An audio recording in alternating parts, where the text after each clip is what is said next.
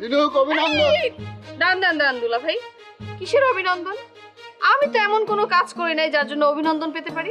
কি কও, আগামী সপ্তাহে নাকি তুমি বিয়ে করতেছো? তুমি বিয়ে করতেছো, এজন্য তোমাকে অভিনন্দন। আমি বিয়ে করলে অবশ্যই আপনি দাওয়াত পাবেন, কিন্তু কার সাথে কখন আমার বিয়ে হবে আমি তো নিজেই জানি না। দিলুক, আমি তোমার দুলা ভাই, আমার কাছে গোপন করার কিছু নাই। আরে বুলেট খুব ভালো ছেলে। শোনো, আগে একটু খারাপ আছিল, এখন সে ভালো হয়ে গেছে। তারপর তোমার হাতে যদি পড়ে আরো ভালো হয়ে যাব, একেবারে সলিড, কোনো ডিফেক্ট নাই। তুমি খালি ওরে সকাল বিকাল দৌড়ের উপর রাখবা। দুলা ভাই, বুলেটের সাথে যে আমার বিয়ে হবে এটা আপনি কার কাছ থেকে শুনছেন? কই থেকে শুনছেন এরকম কথা? আরে বুলেট নিজেই কইছে, তোমার ফাদার হাবিব চেয়ারম্যান বুলেটে ডেকে নিজের মুখে বিয়ের প্রস্তাব দিচ্ছে। বুলেট মিথ্যা কথা বলছে, এটা একটা ডাহা মিথ্যা কথা। আর আমিও বুঝি না আপনি বুলেটের কথা কিভাবে বিশ্বাস করলেন, কোন আক্কেলে? আরে সে যে তোমার বিয়ের কথা কইছে, আমি তো একলা শুনি নাই, পারুলো আসিল, পারুলো শুনছে। আমাকে দুইজনের সামনে সেই কথা কইছে। তারপর আমার রিকোয়েস্ট করছে তোমার আব্বার লাগে দেখা করে বিয়ের দিন তারিখ ঠিক করতে। দুলা ভাই, আপনি আমার সাথে চলেন, আপনার সামনে আমি বুলেটকে অপমান করব। বুলেট আমার নামে এই ঝিনুকের নামে বদনাম ছড়াচ্ছে, এটা তো আমি সহ্যই করতে পারবো না। আরে তুমি সেটা যেতেছো কে?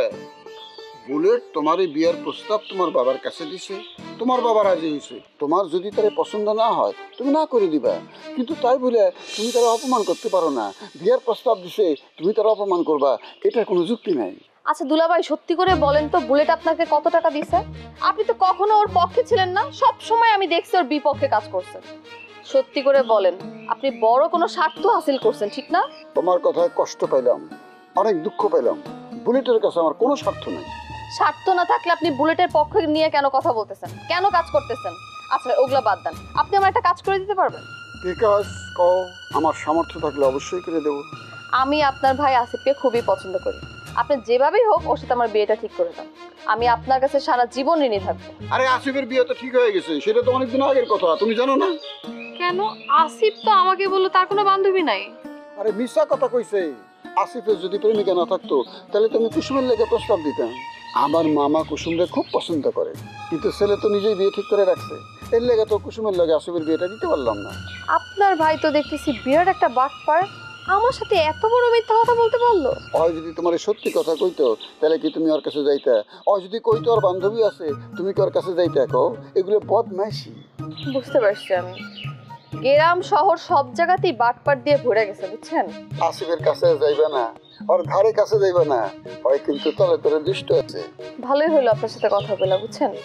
জানেন আপনার ভাই সুন্দর সুন্দর কথা বলে আমাকে কাছে টানতে চায়, কিন্তু এখন থেকে তাকে আমি কোনো পাত্তাই দিব না। ঠিক আছে, ভালো থেকো, আমার কথায় রাগ করো না। খোদা হাফেজ।